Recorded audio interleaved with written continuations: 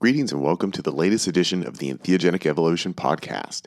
As always, I'm your host Martin, and I'm happy to have you with me today. I am joined in conversation by Steve Elfrink from the Psychedelic Somatic Institute, and we discuss a very different model of how to do psychedelic therapy, which differs quite considerably from the now somewhat standard model that has been developed by MAPS and also Johns Hopkins and other institutes. And, I'll leave it to the conversation to explain what those differences are and why. But first, let's get a couple announcements out of the way. First of all, thank you to Daniel for making a contribution to the podcast over this past week. If you would like to make a PayPal donation to the podcast, just stop by my webpage, martinball.net. There's the PayPal link at the top right of the page. And of course, it is the support of listeners that helps keep this going. It helps support me in doing this work. So if you like it, support it. That'd be great. And of course, as always, I do want to mention my Patreon page, patreon.com/martinwball, if you want to become a more regular supporter and get access to special gifts, exclusive content, and all the other perks that come with joining me over at Patreon. That would be awesome to join up at the spore level or the God molecule level, whichever suits you best. And let's see, do I have any other announcements? Of course, coming up, we have the U.S. presidential election. Going to see how that all turns out over the next days and weeks. Not sure who I'm going to have on the podcast next. I have various possibilities. Don't have any interviews lined up at the moment, but, they're coming. Anything else? No, I think that's all for now. Of course, I do want to mention I am available for 30, 60, and 90-minute consultations through my non-dual entheogenic integration services, which of course is non-dual-entheogenicintegration.com. If you want to check that out, just reach out and we'll set up a time to talk about whatever's going on with you, and I'm happy to help you out. So that's all for now. Let's get into the conversation with Steve Elfrink, and I think I'll throw in a little new music of my own at the end there, as usual. So, here's my conversation with Steve. Hope you enjoy. So my guest today on the Entheogenic Evolution podcast is Steve Elfrink, and he is joining me from, where are you right now? In Denver? Williams, Oregon. Williams, Oregon. Oh, so you're in the local woods. I'm literally in the local woods. Yes. Oh, okay. Happily in the local woods. Yeah. Beautiful area up here. Yeah, great. You were previously in Colorado, though? No, actually Wisconsin. I think when I did the Exploring Psychedelics conference a few years back, that was like, 3-4 years ago. Yeah, I was living in Wisconsin and then moved out to Oregon about 2.5 years ago. Oh, okay. I didn't realize that you were actually in the local neighborhood at this point. Yes, I'm a local. Yes. Okay. Well, hiding in the woods and doing a little hibernating up here, and now coming out of the psychedelic closet even more. So, yeah. Well, great. As you just mentioned, you have been part of Exploring Psychedelics in years past, and you are today associated with the Psychedelic Somatic Institute. And this whole conversation that we're having now was initiated by Facebook. That I was on Facebook the other week, and I saw an advertisement for an event here in Ashland that caught my attention that was being put on by the Psychedelic Somatic Institute about training in psychedelic psychotherapy happening in Ashland. I was like, what is this?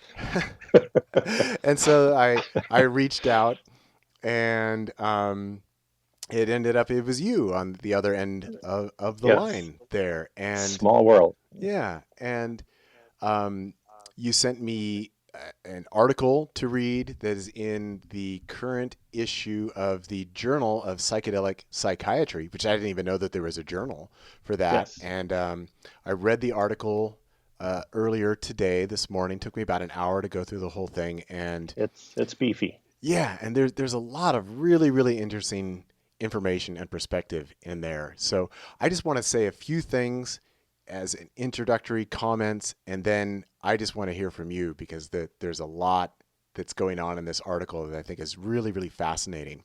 So just by point of introduction, Of course, as you know, here in Oregon, coming up, we have the vote that's happening right now of potentially legalizing psilocybin-assisted therapy here in Oregon. Yes. And, with the work that's being done by MAPS and other institutes, that we're kind of on the cusp of having legal psychedelic therapy, potentially throughout the United States, potentially throughout the world, that it does seem to be that this is where we are moving.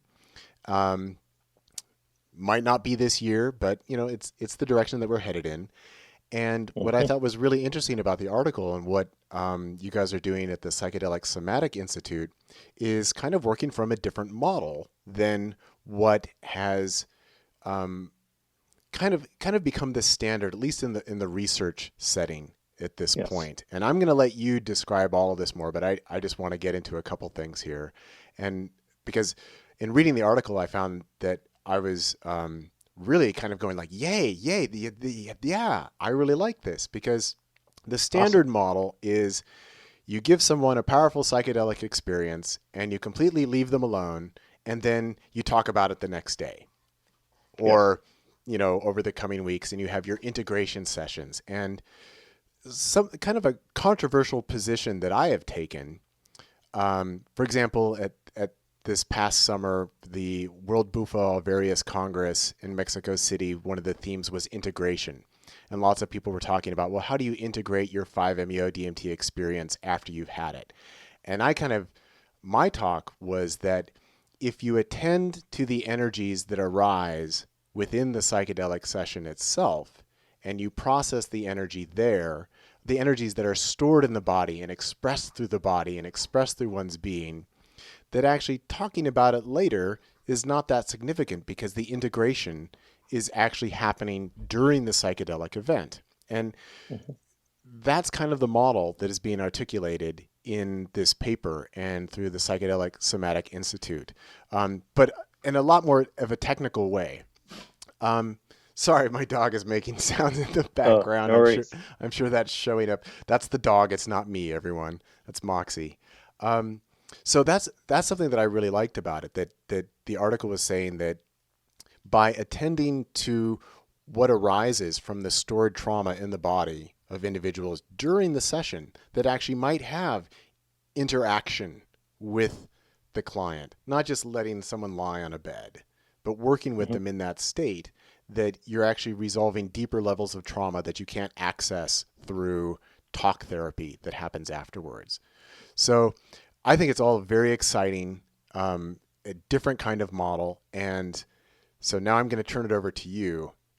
Please tell us more about this, and maybe we can talk a little bit more about what sort of the standard model is, which is even odd saying that, since it's not really widespread and legal at this point yet, but it still is the standard model, and how the Psychedelic Somatic Institute is sort of challenging that.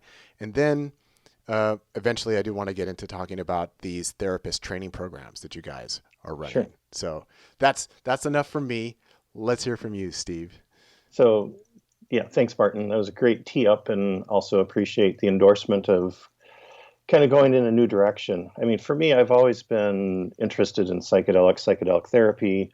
It's just been a huge passion of mine, primarily based on my own, exploration and trying to deal with my own trauma, my own PTSD, actually complex PTSD, and finding out that standard cognitive behavior therapy, or CBT, was not working. Medications don't work.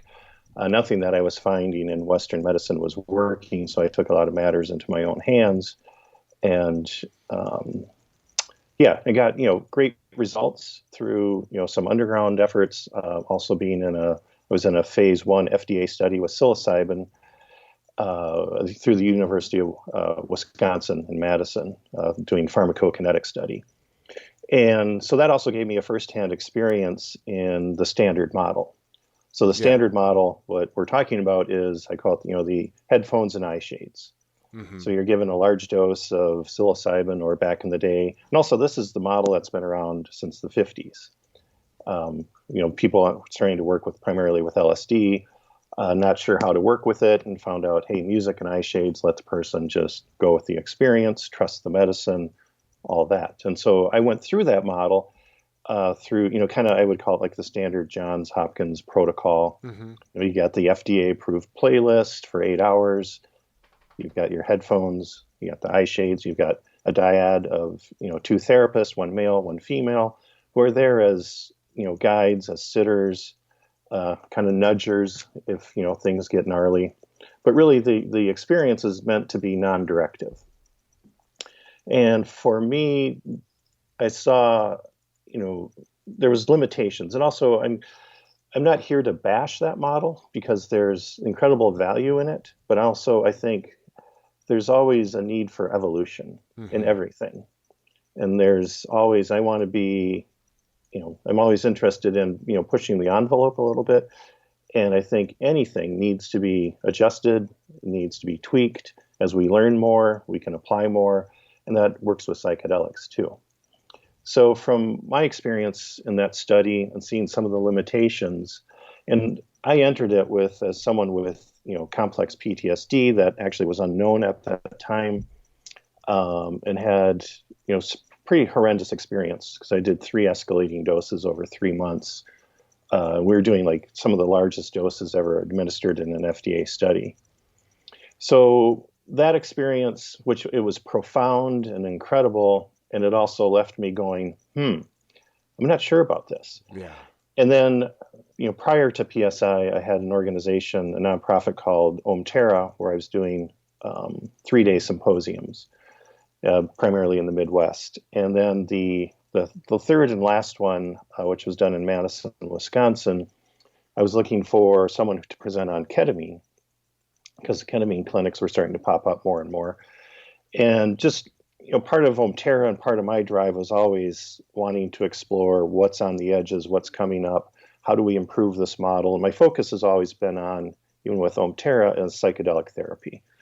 And more of the, trying to lean more into the legal aspects of it, because I've also saw many of the pitfalls of the underground community, and not to bash that either, because there's value in all this. And then there's also, for me, I'm always looking for improvements. And through that my final Omterra conference, I met a gentleman named Saj Razvi. And Saj is the co-founder, so it's myself and Saj are the co-founders of PSI.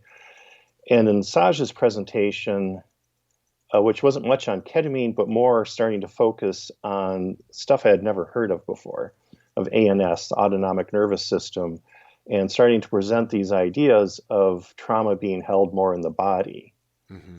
And something just started to click there with me as far as, because I knew there was something better for folks, especially with complex PTSD, better than headphones and eye shades. So that was kind of the genesis, and originally, as how far, and I'll get into the model more, but it's kind of the pathway that has led us now to PSI. So back then, Saj had started a clinic called Innate Path, which is in Denver. And Innate Path is still in a functioning full psychedelic psychotherapy clinic in Denver with therapists seeing patients. And that's where kind of the model's been improved. And then now the model, what we've done is separated from Innate Path to create a new organization that's focused primarily on training.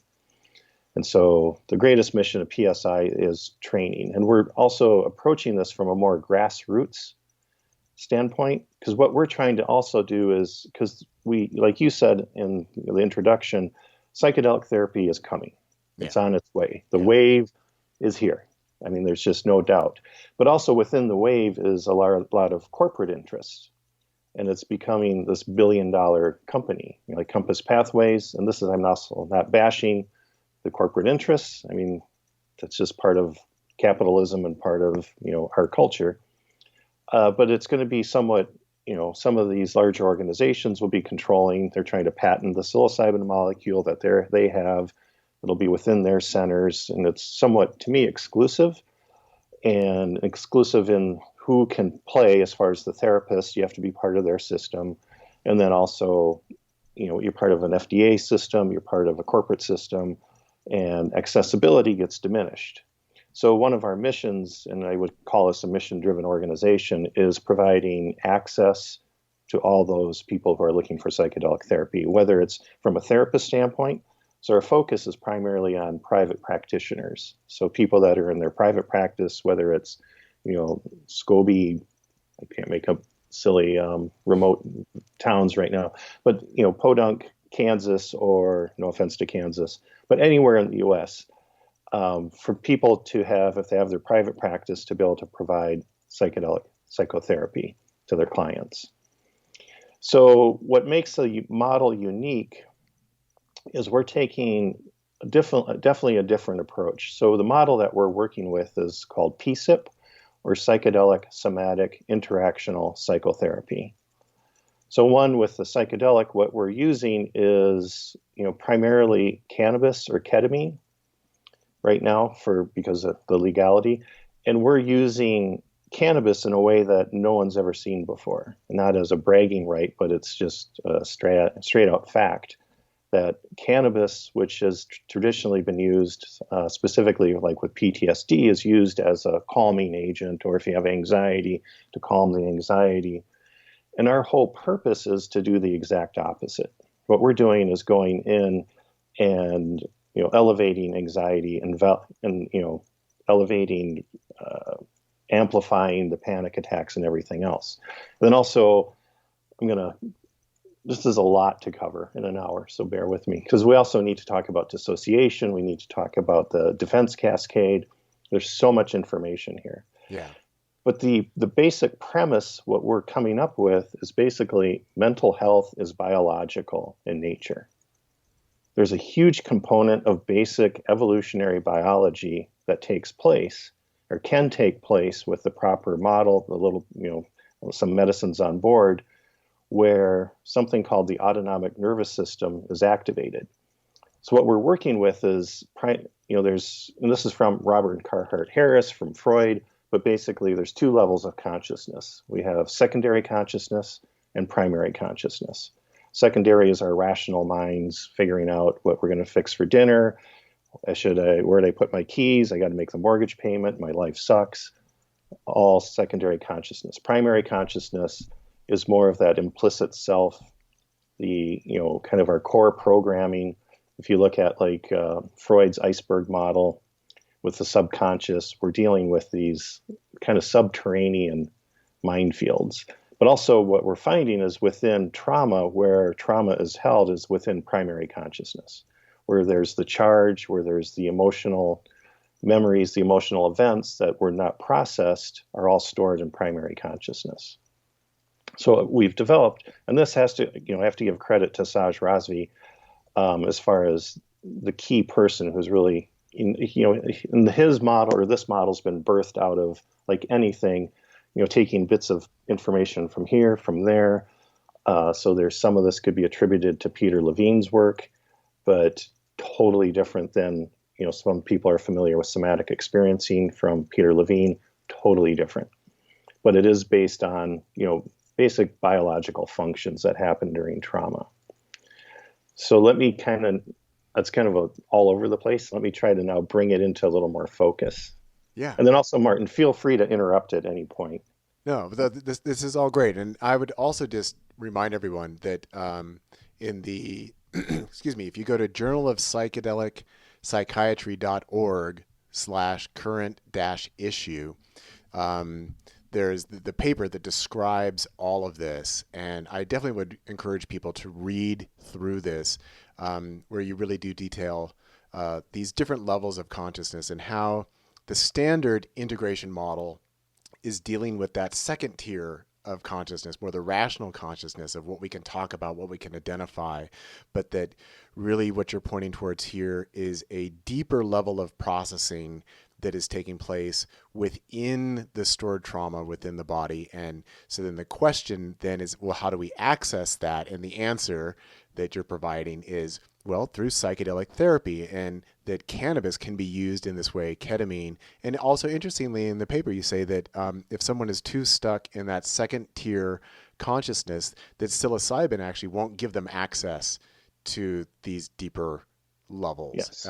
So it's kind of turning the model on its head in some Yes. ways, which is, I love it, that it's very revolutionary. And like I said in my introduction, that I feel that it's articulating in a very specific way some of the things that I have tried to argue for within what makes the word is escaping me. What makes a psychedelic therapy session really effective, and that it's not, for me, it's never been about what you talk about afterwards. It's about what arises within that, and then how is that dealt with in that state. So, Yes. But yes, so please continue. Yes. So, I mean, it really, really boils down to biology, which is to me, the most beautiful thing about this model is its simplicity, and it's also empowerment to the client or patient that their body knows what it's doing. We've got millions of years of evolution dealing with trauma. And what's happened is big brain kicked in that tries to manage the trauma, try to suppress the trauma, because we're programmed as animals, because we are animals, to return to a homeostatic state. So after any traumatic event, we're evolutionary, biologically programmed to go to homeostasis, to return the body to normal. And I'll go into the defense cascade. But just through the other, the curse of evolution is also big brain, with this secondary consciousness that kicks in and tries to suppress this, and we don't want to feel it. And what the body's normal response to process trauma has been then suppressed. And what we're doing is basically opening up a huge gateway. And also, it's, I've done every major psychedelic out there, ibogaine to 5-MeO to peyote to ayahuasca to LSD, and like large doses and everything possible. And the most phenomenal experience I've ever had, and the most profound as far as from a healing perspective, has been this work, and with cannabis, which is the craziest part. Yeah. Little old cannabis. Yeah. So let me go into the concept, which is the foundation of the model, is the defense cascade. And this is just based on, this goes back to the age of Darwin. And a lot of this is just from observation from biologists out in the field. We're seeing animals in a traumatic event or experiencing traumatic events. So basically, there's 5 steps to this defense cascade. And we also call it the ANS map, or the autonomic nervous system map. But basically, we'll start at state 0. So state 0 is Hawaii. So you're like at the beach, you got a pina colada, you're with your sweetie, it's sunset, and everything is just chill. So this is our body at just a homeostasis at 0 point, let's say. Mm-hmm. And then we're going to bring in an animal model to this also. So let's say a gazelle is just out in a field, moseying around, eating some grass, chilling out. They're at state 0. But then that same gazelle sees off in the periphery, all of a sudden a lion appear at the edge of the savanna. All of a sudden a lion appears. So all of a sudden they're going to go, oh, lion. Okay, so they're going to go up to a state 1 where it's a bit of hyperarousal. So they're a little more hypervigilant, heart's going a little bit, but they're now on alert. And our bodies, there's different states where we can just kind of hang out. And we can hang out, animals can hang out in a state 1, we can hang out in state 1. Most people in America right now are in a constant state 1. Yeah. Always a little bit of stress, always a little bit of hypervigilant, got that startle reflex, looking around, waiting for the next threat. So, but the gazelle's hanging out, munching on the grass, sees the lion over there. And then lion walks away, he can just go back to state 0. Okay, but lion's hanging out. So gazelle's in state 1, hypervigilant. So all of a sudden, the tiger or the lion decides he's going to go for it, starts chasing the gazelle. Now we're in classic fight or flight. Okay, so now the gazelle's like, holy smokes, got to run, flooded with adrenaline, heartbeat goes. It's, in a battle or not a battle yet, but just running for its life. So it's a classic state 2, fight or flight. Everything's pumping, everything's happening in that fight or flight state.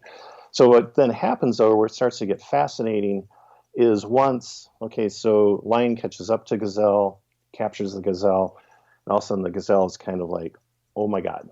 So it's going to go to a point of overwhelm, and then it's going to start entering dissociative states, which is, as part of evolution, it's a gift and a curse. So as the gazelle is now pounced on, it's going to start going into a state 3 of dissociation.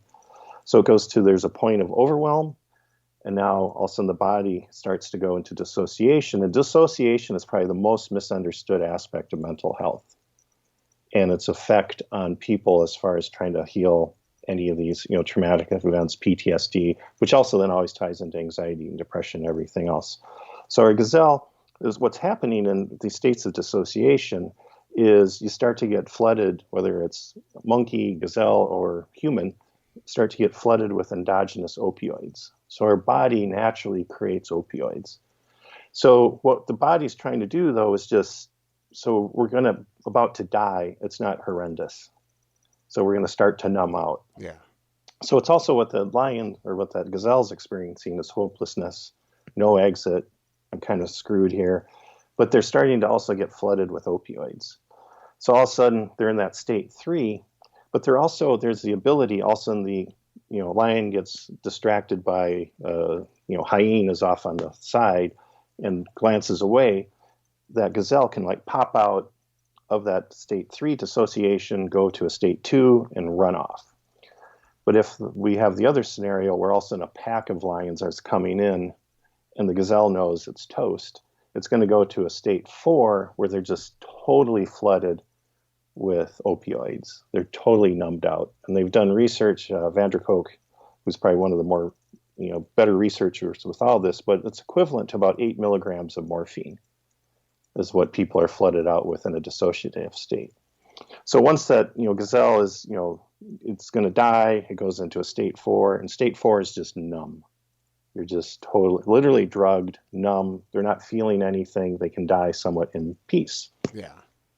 So then what happens, since we're animals, we go through the same thing, which is kind of the cool part. I mean, it's awful also, but the cool part is the biological aspects of this healing trauma. Yeah, the same mechanisms are there. Yeah. And it's just biology. Yeah. I say it's biology, baby, because it's just, for me, the most empowering thing I've ever learned was one, looking at the ANS map and starting to go like, okay, I don't have like a mental health issue. I have a biological issue. And it just started to make so much sense for me in my life and learning about being dissociative. I was one of those extreme birth trauma babies. I was born dissociative. I was born suicidal. And I never understood that until I started understanding biology. Yeah. So what happens? So someone who say there's a child abuse or any traumatic event, because what'll happen in the animal world is, say that gazelle who was in a state 3 of dissociation gets away, and then there's the awesome National Geographic videos where that gazelle will go off and it'll lay down and start snorting. All these crazy noises start coming out. It's convulsing and it's releasing this charge because it went into this fight or flight, into dissociation, but and then they're being attacked. So there's this, implicit memory, body memory of the event. And what happens in the animal kingdom, that's discharged naturally. Yeah. And it's showing up as like energetic presentations within the body of the trembling, the shaking, the making of the noises, and it's all involuntary. And it's the process that is just taking care of itself. And all of this is happening without an ego, right? The gazelle or the zebra, they don't have an ego. And of course it gets more complicated with humans because then we have an ego riding on top of all that, trying to make sense of it or suppress it or not. Mm-hmm. Yes, and this is also where it gets super interesting with psychedelics, especially large dose, psilocybin, ayahuasca, whatever. And I'll talk about that. But so what happens in humans is exactly what you said, basically. So if someone goes into a traumatic event, let's say it's rape.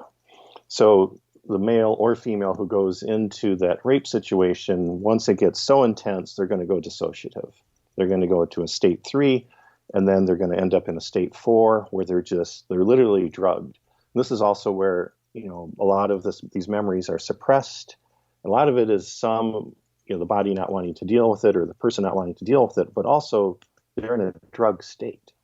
Yeah. So memory, if you imagine if someone's on 8 grams of morphine and something's happening to them, are they going to remember all of it? Not so much from a secondary consciousness.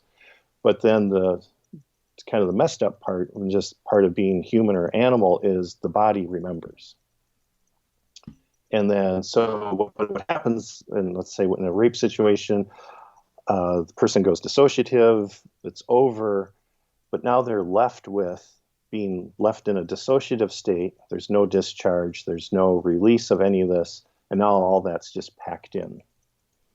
And then what happens, like with over time, in a lot of times, working right now with this woman who's had just horrendous sexual abuse, and then also trigger warning for everyone.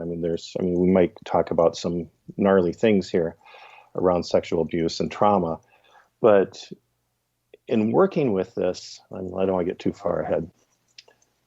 I'm trying to figure out the pacing here, because what we're trying to do with the model, and because the beautiful thing, let me rewind a second here and go back to the ANS map. So the beautiful thing and the crazy thing, and to me, this is the most amazing thing about this model, is its textbook and how it works. So if we're working with someone, and for whatever reason,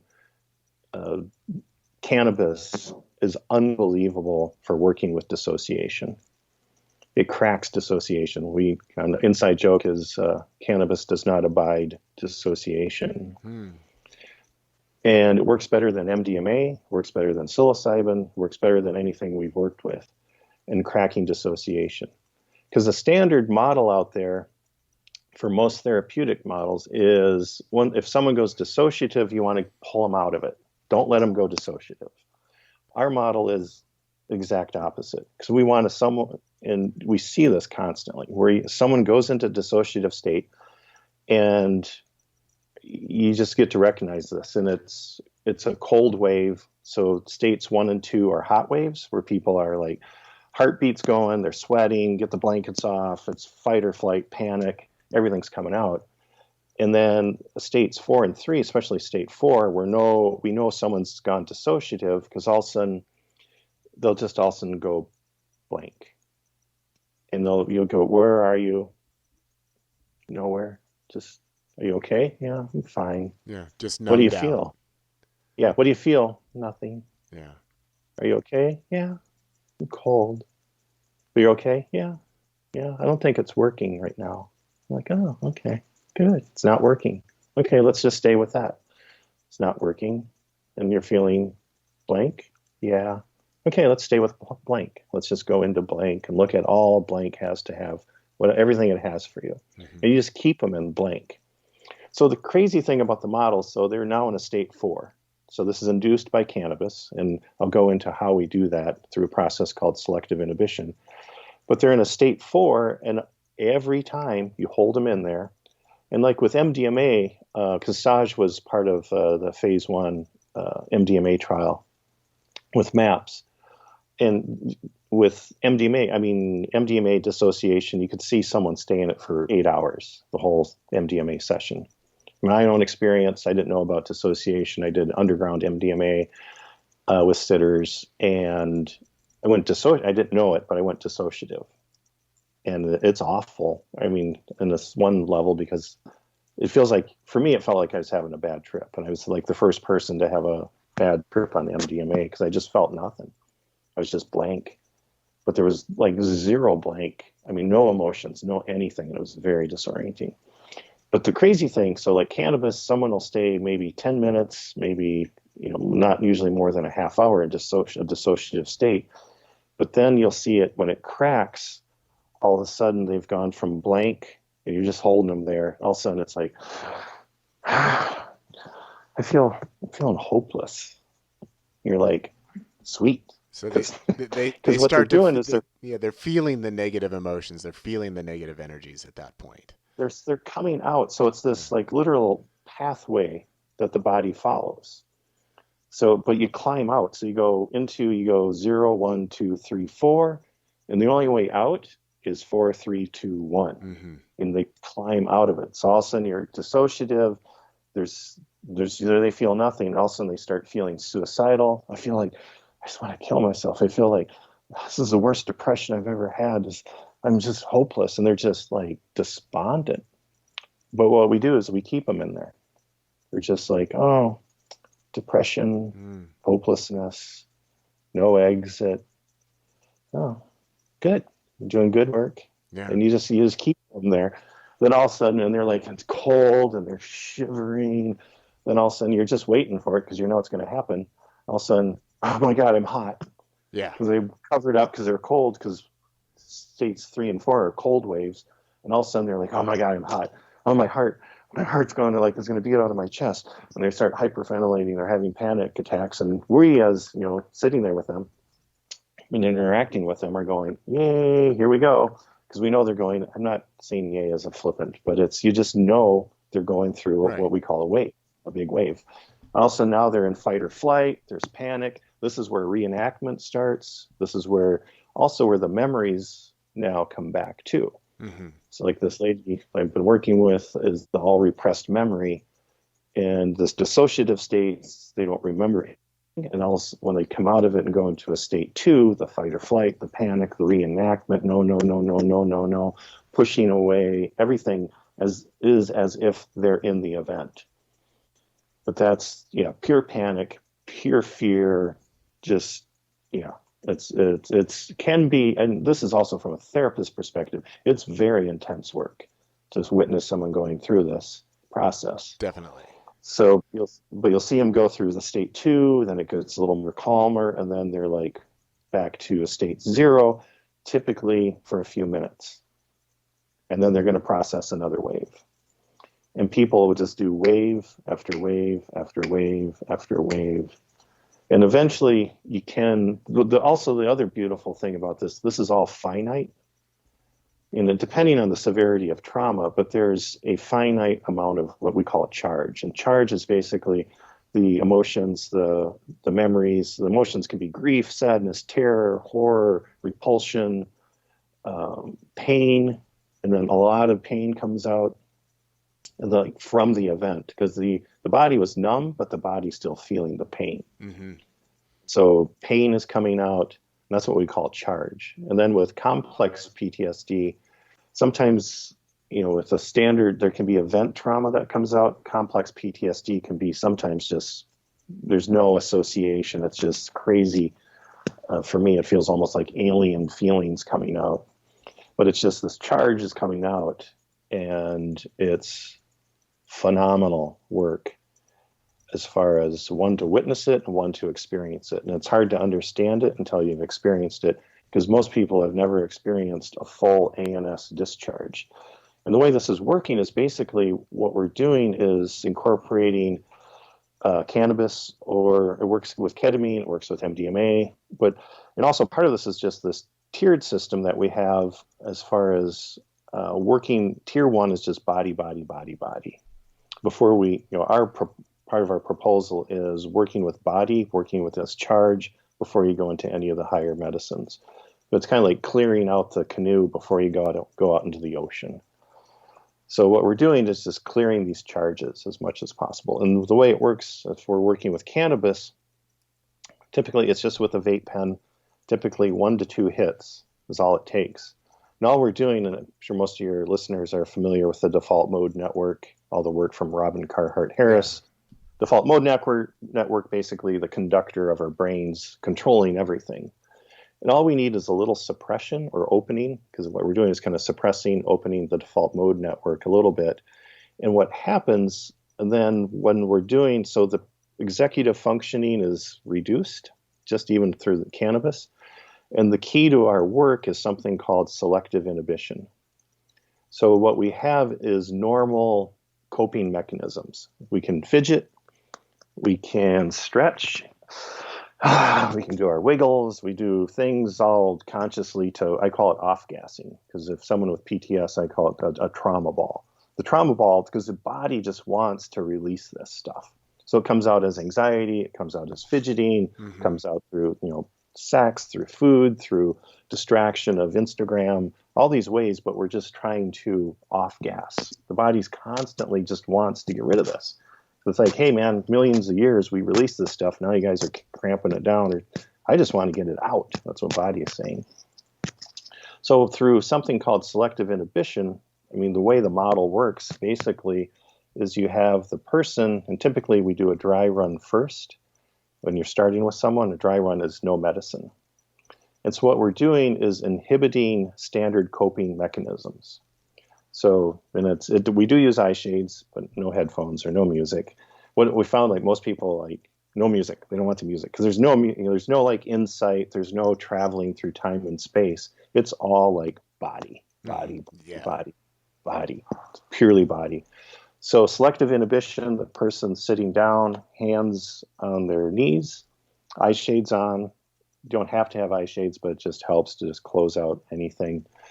And then what the therapist is doing is, one, directing them about, hey, we're going to do this process, selective inhibition. Any normal coping mechanisms that you have, I want you to suppress. So if you normally like stretch or if you like start to wiggle, don't. And also, I'm going to call out any movement I see. So if the therapist sees the finger twitch, I just saw your finger twitch. Let's try to restrict that. Okay, you just arched your back. No, don't do that. Remember what we talked about. Okay. Then you just have the patient or the clients then start to like, okay, I really want to stretch. Okay, we're not going to stretch. Okay, I'm starting to feel like warm. Okay, good. Let's go into warm. Okay. And also, oh, my shoulder twitched. Good. I saw that. Yeah. Okay, keep your hands still. And then what we're going to then start to do is then take them in this dry run, what we do is a non-relational traumatic event, like a car accident, surgery, any event that doesn't have a relational component, because we don't want to take them that far down the train yet. So, and they start recalling that event, and what we're doing is then breaking it down in like super detail about a traumatic event with no coping mechanisms. And what happens, the body's just like, screw this. Something's coming up. Yeah. So, and you can get an illicit kind of an autonomic system, somewhat of a release without medicine, but with cannabis on board, it's just amplified 10 to 100-fold of what happens. So we'll go through a dry run, then we can just, a couple of hits on a vape pen, which is beautiful for Oregon since it's recreational, makes it very easy. Yeah. As far as access. And then once they do the 2 hits, I usually just, for me, I'm like Mr. Sensitive when it comes to medicines, 1 hit, and then go through the same scenario. And then what's crazy is what happens. Because all of a sudden they're just talking about the event.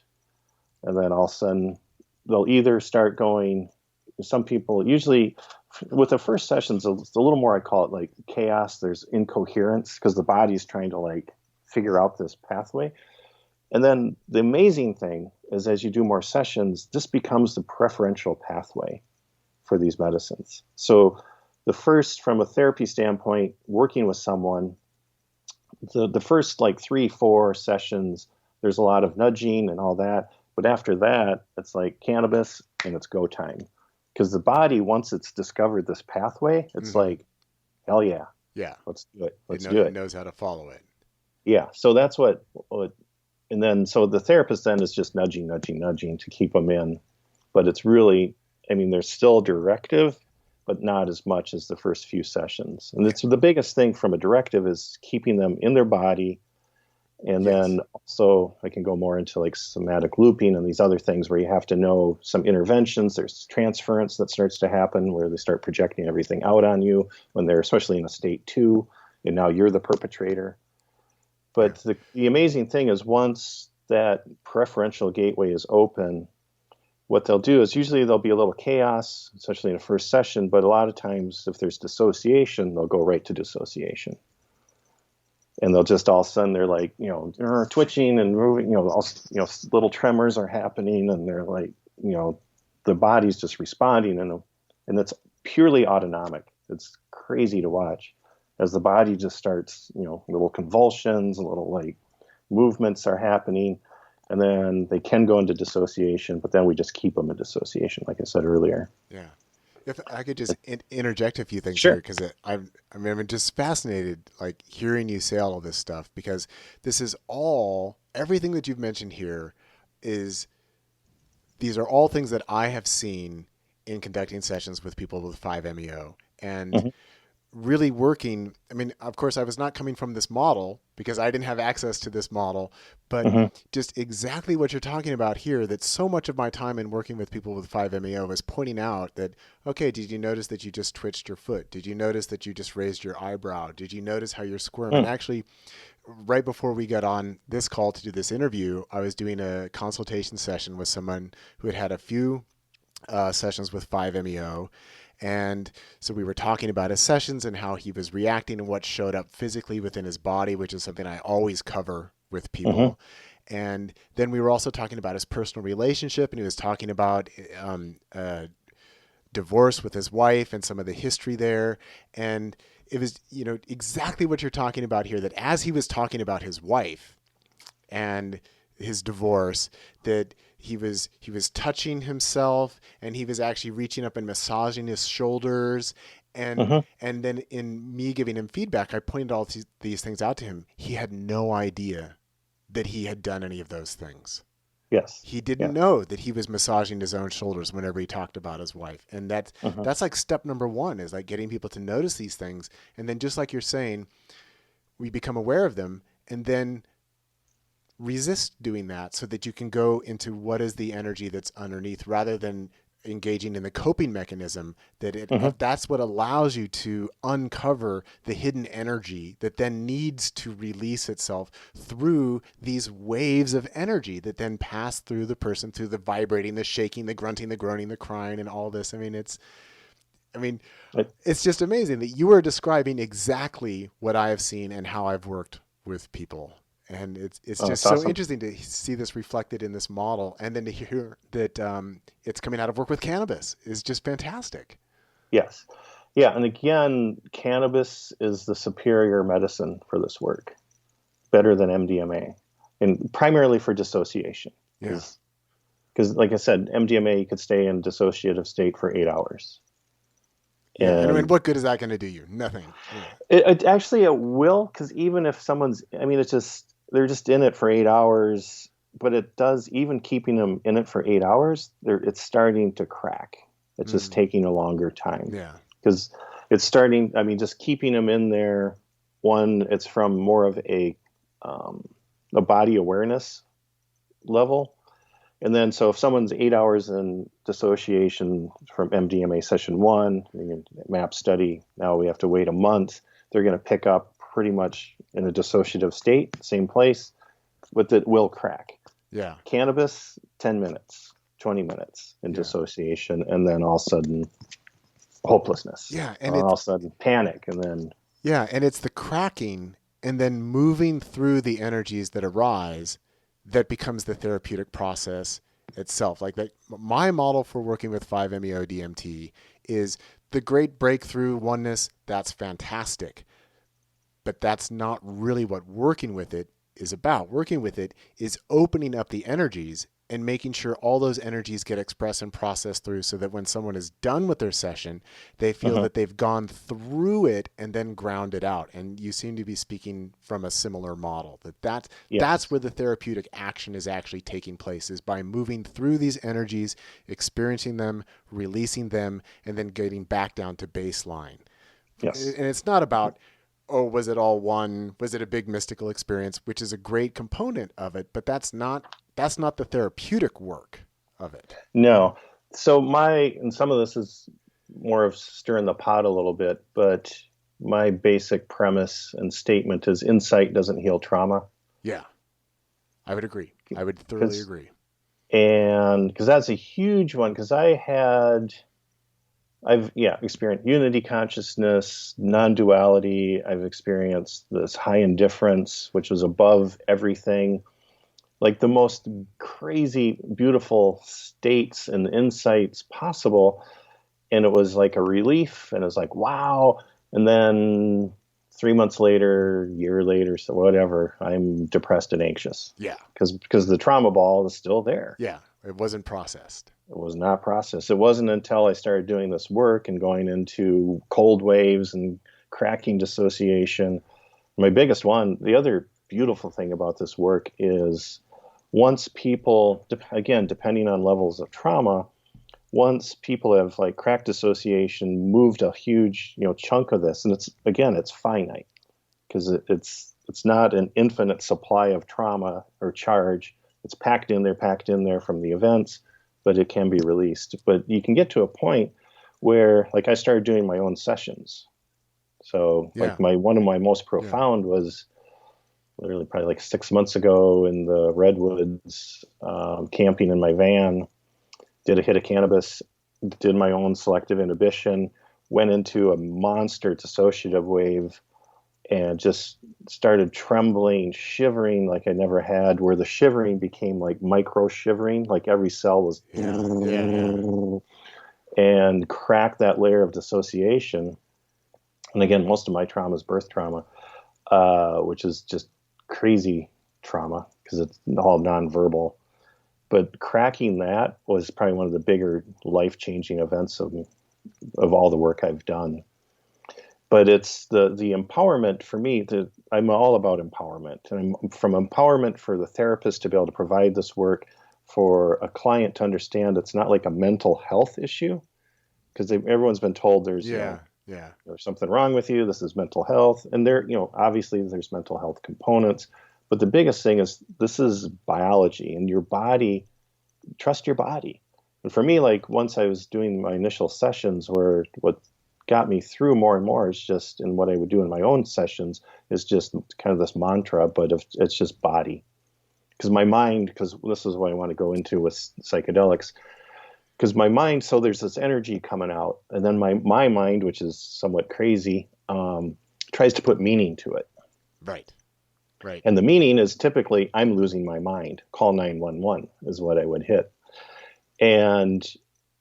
But through the work, I was able to just, body, trust my body, and just kind of take a back seat and just let this thing happen.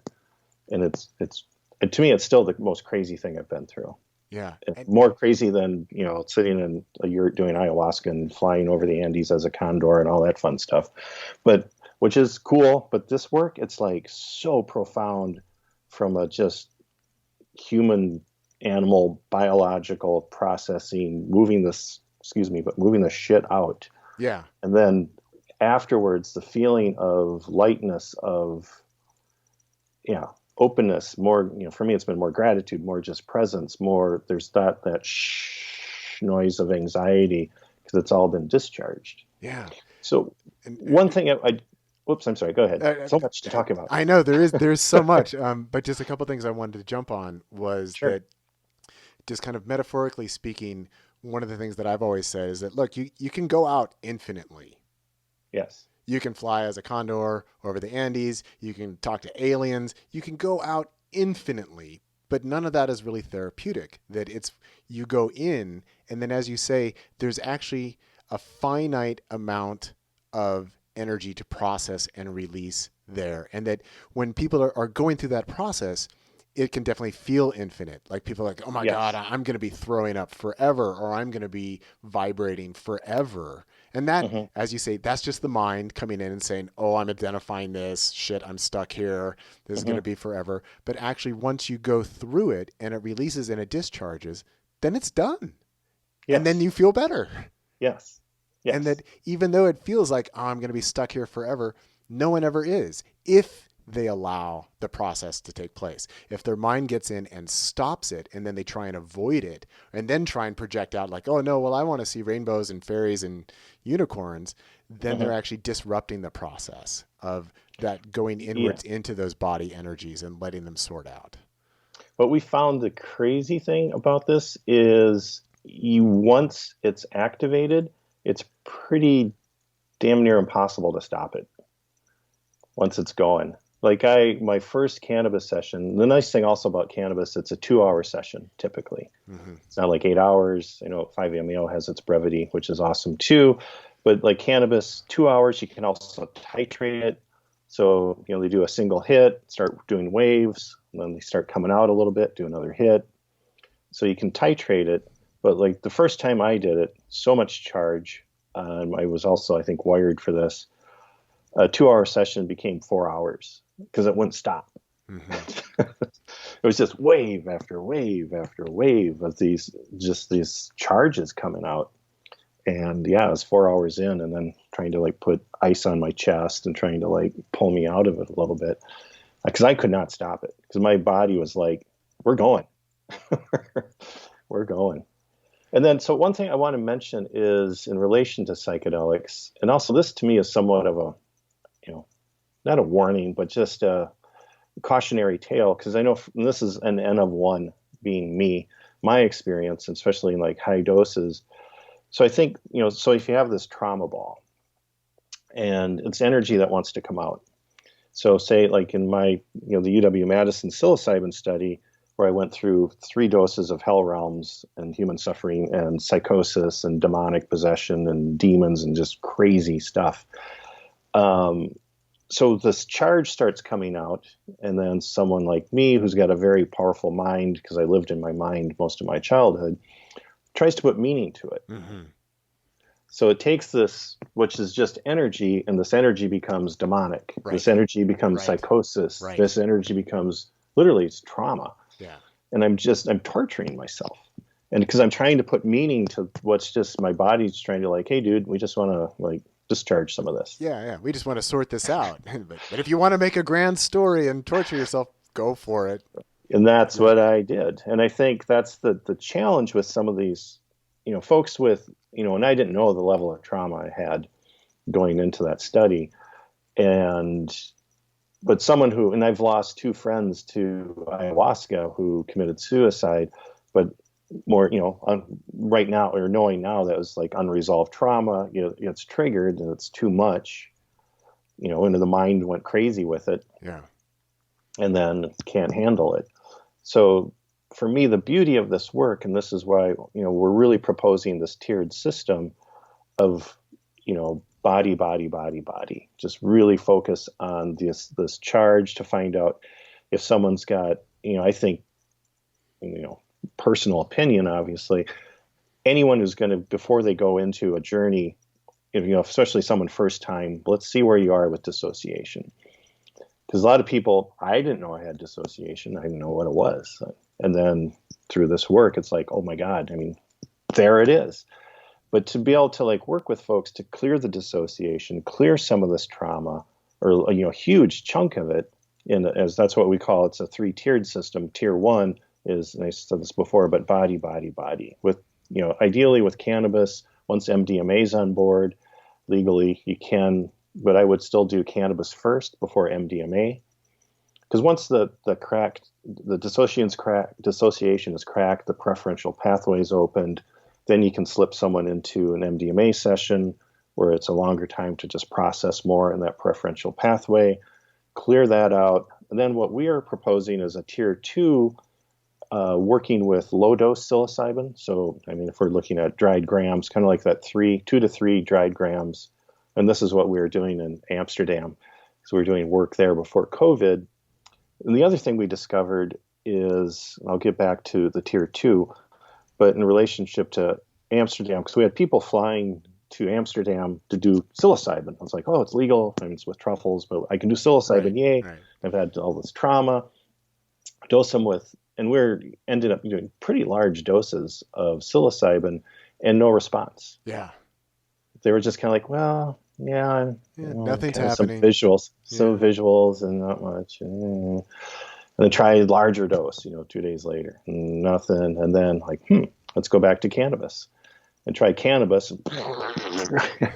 Everything's happening. There's the dissociation, fight or flight. Everything's going nuts for the person.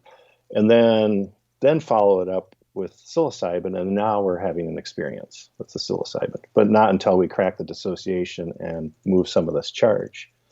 And then what we're finding is then working with folks, because I don't know if it's crazy, but anyone who's been living with trauma their whole life has created a persona based on managing that trauma. Right. And their whole life is filtered, at a subconscious level, obviously, of managing that trauma, the traumatic event, and they've become person A based on that trauma ball.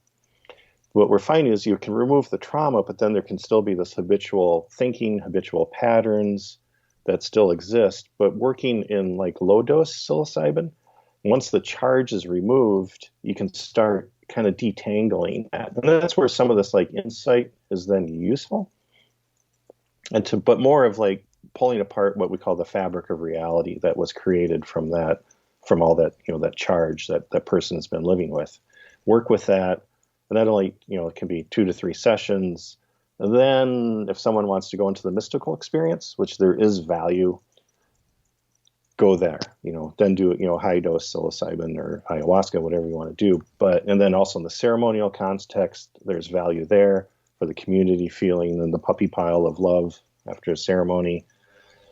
But our biggest kind of, and not warning, but just as far as, our whole mission here is how do we improve these models? Yeah. How do we, because this wave is coming, my fear with the wave that's coming is this one size fits all. You have treatment-resistant depression. Here's 5 grams of, or whatever, the 25 milligrams, 30 milligrams of pure psilocybin, and it's kind of like good luck.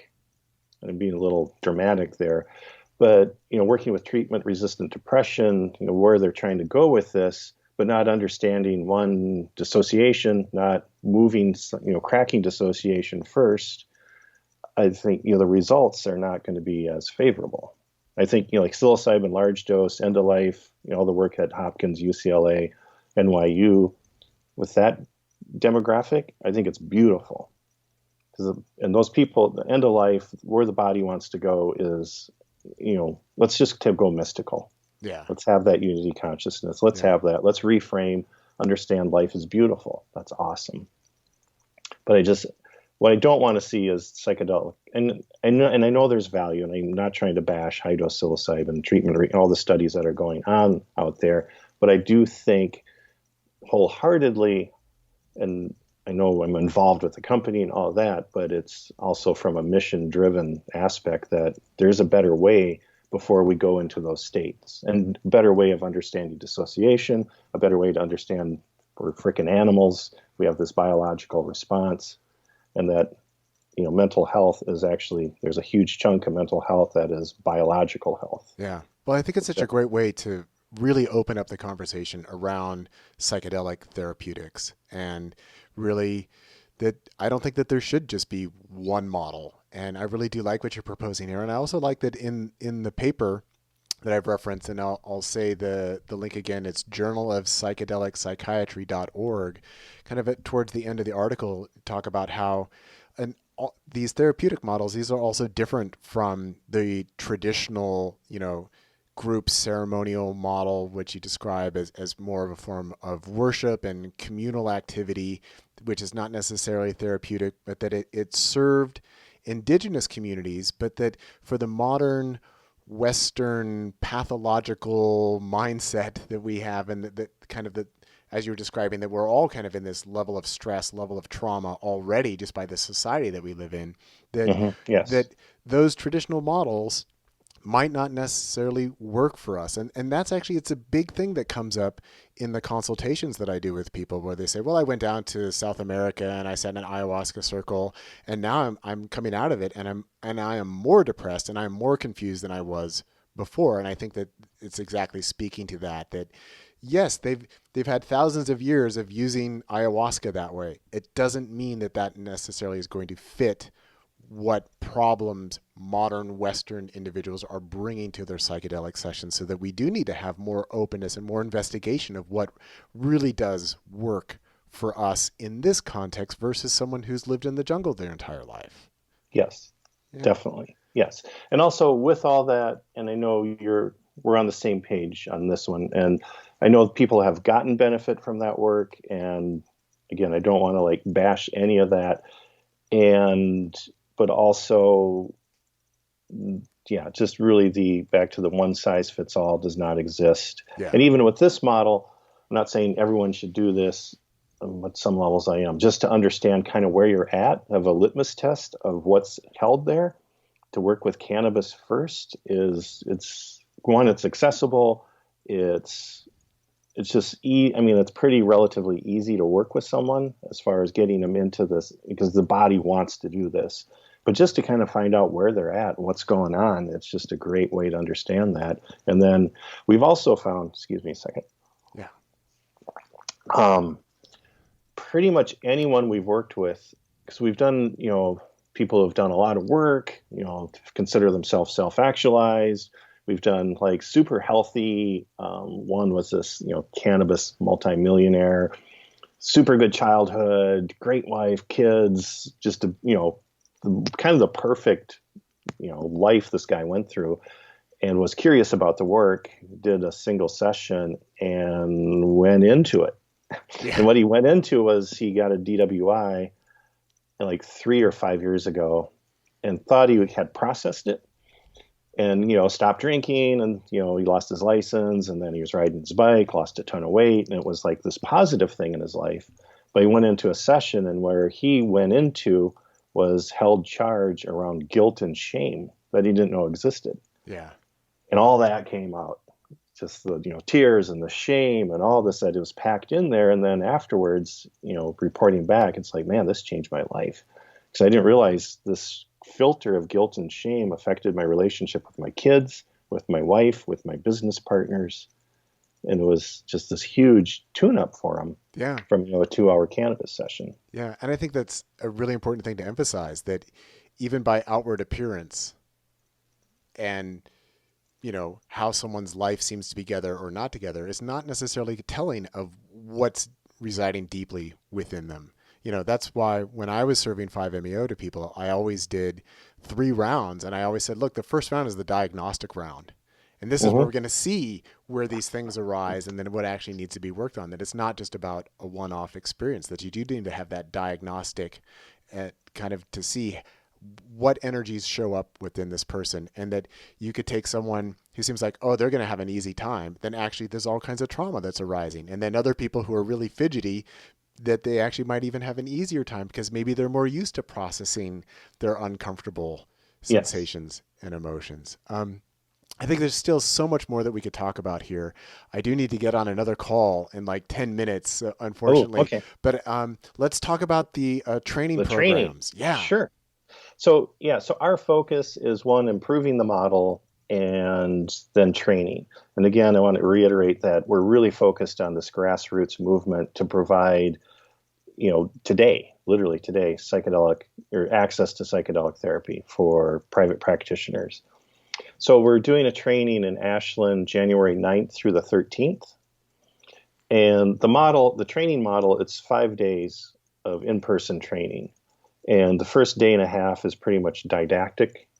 And then the rest of the days is actually doing sessions. And it starts with what we call fishbowl sessions, where the primary trainer will be doing sessions, or a session, a medicine-assisted session, when Oregon will be using cannabis with one of the participants, walking people through primarily what you're learning is the selective inhibition in the first phase. And then also the therapist or whoever's participating will start doing trades with each other, doing sessions guided by PSI staff. So it's very experiential. The only way to understand the model is to do it.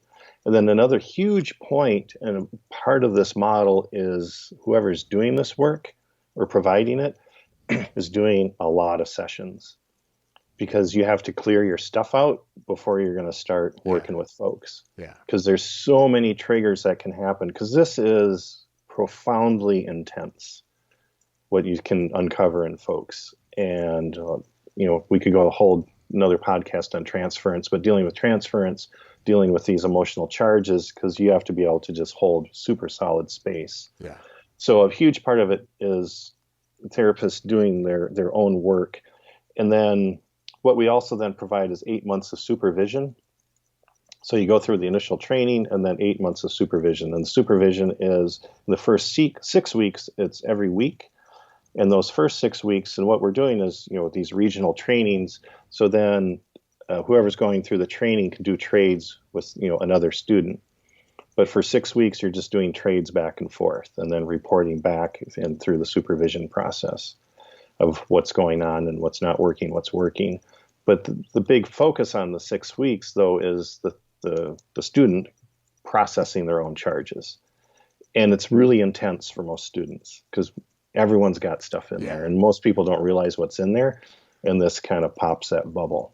So it can be kind of destabilizing at first, but we want, our theory is if there's not destabilization, that you're not doing the work right. But the nice thing is it's really hard not to do it right. But there's going to be a destabilization factor in that first 6 weeks, which is part of this whole process. That's why we're there to hold the hands through it. So yeah, and then our website is just psychedelicsomatic.org, psychedelicsomatic.org, and then there's information about the training. There's a ton of videos on there. We're constantly uploading more videos. We tape a lot of our sessions and annotate them. So we're trying to start to educate people on this process. Because one, it's unheard of what we're doing as far as working at this level, and not unheard of, but in psychedelic space, pretty much unheard of, focusing on the biological component, then also focusing on cannabis as an access tool. And again, it's not to calm anything. We're not doing cognitive behavior therapy as someone smokes weed. We're just using it as a catalyst to open up this gateway to the autonomic nervous system. Yeah. And where are some of the other trainings taking place? We've got one in Portland coming January 23rd, 27th. We're doing one in November 14th in LA, San Francisco, first part of December. We just added one in Phoenix, second part of December. February will be in Australia, COVID permitting. We're also doing Seattle, Boston. Netherlands, Chicago. I mean, we've got through 2021 pretty much filled. Wow. But also the other huge thing we're willing to do is if we have 12 people, so if you're in Boweevil, Texas, you've got a psychotherapy community, or you can get 12 people together, and we'll do everything possible also to help get the 12 people through introductory webinars. We'll go anywhere where we've got 12 people, because our biggest goal is the accessibility factor. And the other, I know we got to run, but even in states where there's, most states will have medicinal cannabis at least, but if even that's not possible, like in Minnesota, we're doing a training this weekend. Medicinal cannabis is tough to get, but ketamine is easy. Mm-hmm. So we're focusing the training on ketamine. It's the same model, but because ketamine in some of these states is easier to get than cannabis. Yeah. So we work with a MD or a prescriber who's willing to prescribe ketamine, which is just a Schedule III drug. And it can be used where it's just the patient or client gets a prescription through the prescriber for ketamine and then shows up at a session and just takes the ketamine before the session, and you're off to the races. Wow. So if we don't have cannabis, we have a model to get people access to ketamine. And it's not, the therapist is not, the model is you don't give the participant cannabis, you don't give them ketamine, they show up and they're doing it on their own free will through psychoeducation that this is, this stuff works, and it's their choice to do it.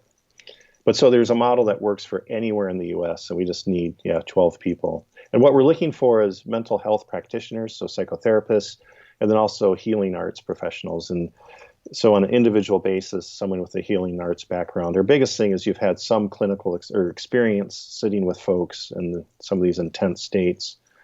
And so, if you're a psychotherapist, it's easy to get in. If you're a healing arts professional, it's just an application process, and we'll talk to you and see where you're at.